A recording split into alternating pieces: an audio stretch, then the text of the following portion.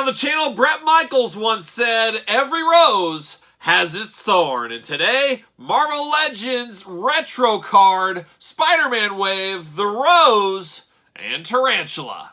And the spirit of Ultimate Warrior will run forever!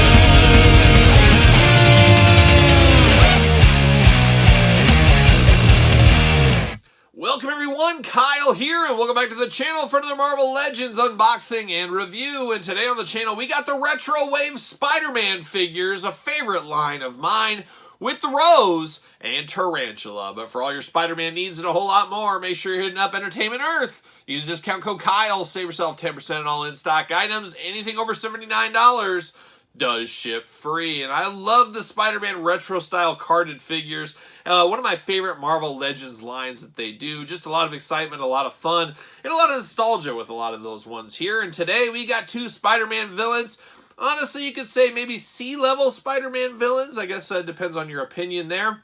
But it's definitely not the Green Goblin or Carnage, Venom, Dr. Octopus, things like that. But definitely figures we needed in our collection for our Spider-Man shelf, no doubt about it. And of course, we're going to do this review like we do all of the reviews on the channel. We're going to take a look at the packaging. We're going to talk about it. We're going to unbox it. We're going to talk about it. We're going to see where it goes from there. So without further ado, we're going to start with the Rose. And like I said, Bret Michaels of Poison fame, he said every rose has its thorn. And the Rose definitely has a few, to say the least. But there it is, the old Spider-Man packaging. Absolutely do love it. Throws it back to my childhood collecting the Spider-Man Toy Biz figures, of course. The iconic Spider-Man logo and the iconic Marvel Comics logo. For me, those are the two right there. Love this little picture here, a little glamour shot. Of course, you got the Rose and his accessories. A guy in a suit, a white suit. It is what it is.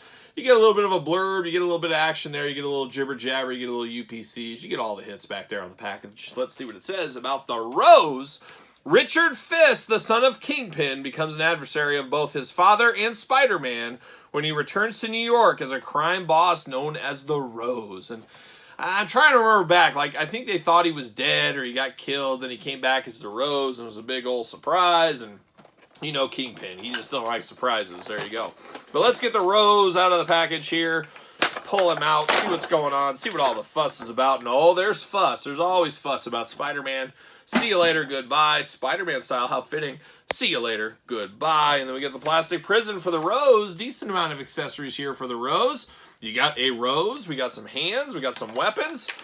I'm here for that at the end of the day. Let's pull these out. Pop that Rose out. Pop these weapons. Got a little bit of tape holding these weapons in, of course. And then we got the Rose.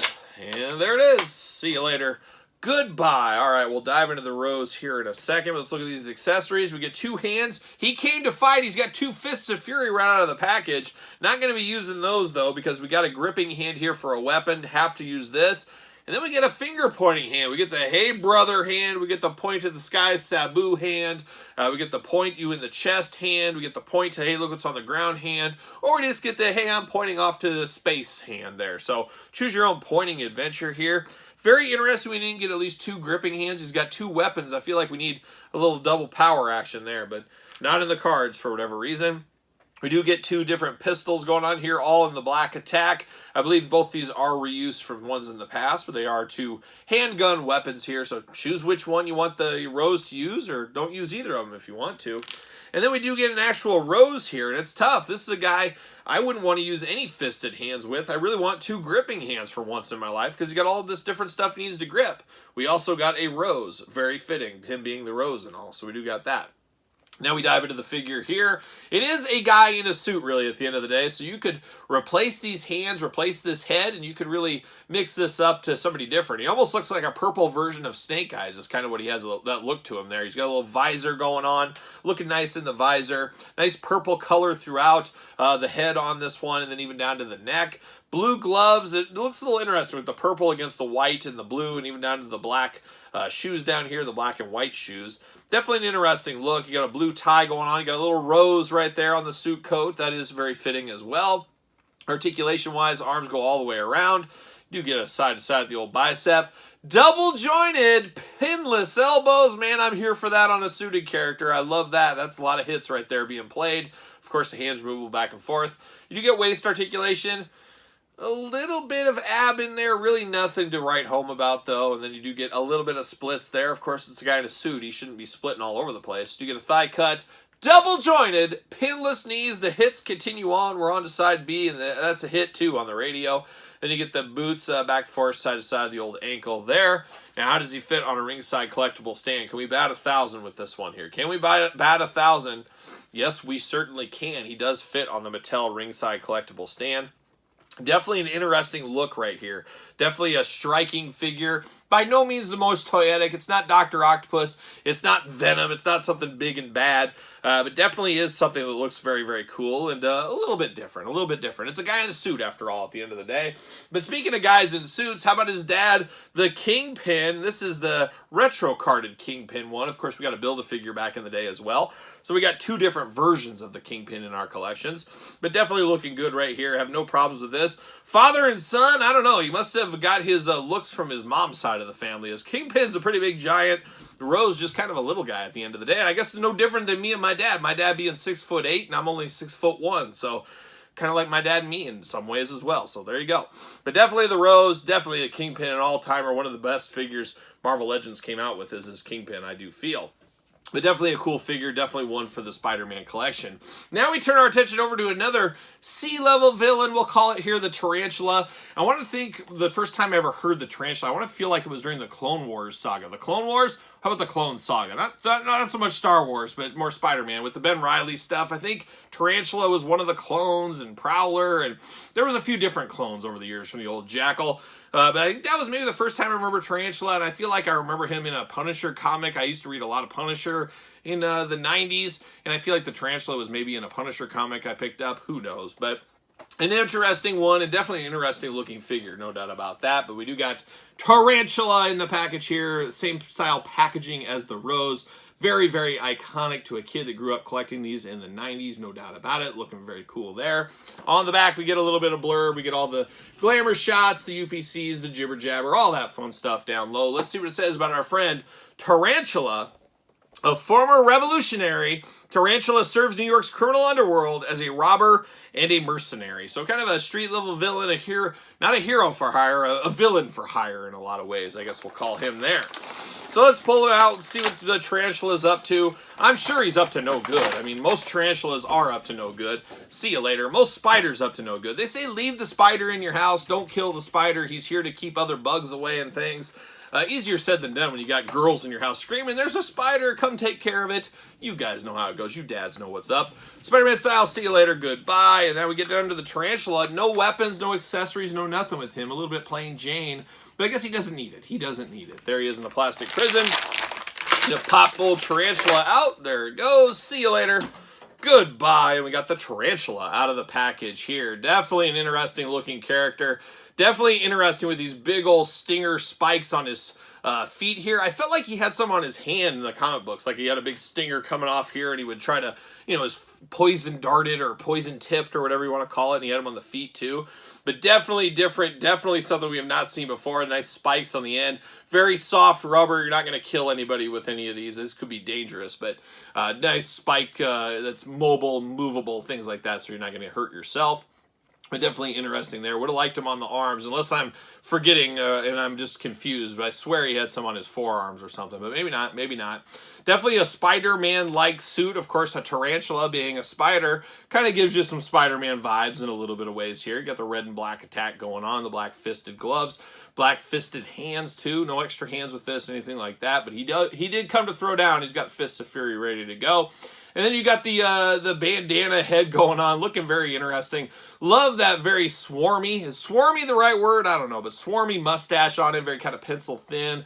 Definitely an interesting mustache there. Big old white eyes, then the blue bandana, even flowing in the wind a little bit. Very superhero-esque in a lot of ways, but you got that going there looking really nice. Articulation-wise, arm's going to go all the way around for us, but big old butterfly shoulders here for that. A little extra mobility going on. Bicep cut. Double jointed elbows, man, these are the gummiest elbows. This is Probably the worst gummy elbow I have had so far in Marvel Legends. I'm going to be honest with this one here. I'm always honest, but you know what I mean. I just unboxed a Green Goblin a little bit ago, and that was fairly gummy as well, but this is extremely gummy in these elbows. I mean, a little kid playing with this, they're going to break this elbow off all day long. We need to get to the pinless joints throughout. Hopefully, in another year or so, it'll be all pinless going forward, but they're still using some of these molds for cost reasons. It makes sense. But one thing we see here is, of course, you got the black on the outside. Well, then the pins on the inside are black. It does kind of mess with your eyes a little bit. Not the cleanest looking sculpt of the figure here, but I'm more concerned about the gumminess on the elbows here. Just way, way too gummy for my liking. You do get the ab crunch going on. You can even hear it. You can hear that going on. Very nice. Very tight waist. Nice waist. Big old splits if you need them. Thigh cut. Double jointed knees, not pinless again, but a little bit gummy, but by no means as bad as the elbows. You do get a boot cut, and then the ankles back forth side to side.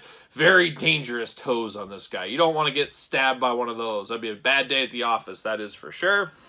Does he fit on a ringside collectible Mattel stand? Use discount code Kyle, save yourself 10% at, of course, Ringside Collectibles. What do you know? He fits on the old Mattel stand just like so. Not bad, a good C-level character. I mean, we've had a lot of the tippy-top guys, but we got to build out the ranks. We need all the characters from the Spider-Man universe, and that's where we're getting here a little bit with old Tarantula and the Rose. Not bad. Easy pickups for me. I could see some people maybe playing the long game, or some people passing saying, I just want tippy-top guys in my collection. I get that as well. But two very, very good figures. And a tale of two figures here as we get a new suited body with new pinless joints and all that. Man, that feels good. We're playing a lot of hits there. And then we're taking a touch back to the past here with Tarantula with the very side-to-side gummy joints I don't like. And then the pins being a little bit of an eyesore there. But it is still cool to get a very cool Tarantula figure. Definitely feels a little bit different even though they're using a lot of stuff of the past on this one here. But two good figures as far as I'm concerned. Gummy joints subside, put that to the side, I guess. I don't know. But you guys tell me your thoughts on these two in the comments down below. Of course, don't forget to like this video. Don't forget to hit the old notification bell. And don't forget about the Patreon channel for early access to videos like this. Bonus content, exclusive content, giveaways, Q&As, you name it. All going on down over there at the old Patreon channel. And Patreon, of course, your best way to support this very YouTube channel. You can also support the channel at ProWrestlingTees.com. Search Kyle Peterson. And don't forget social media, SirPaul64 on Twitter, Instagram, _Kyle_Peterson. So for the Rose and Tarantula and the Kingpin 2, I am Kyle, and I'll see you all real soon.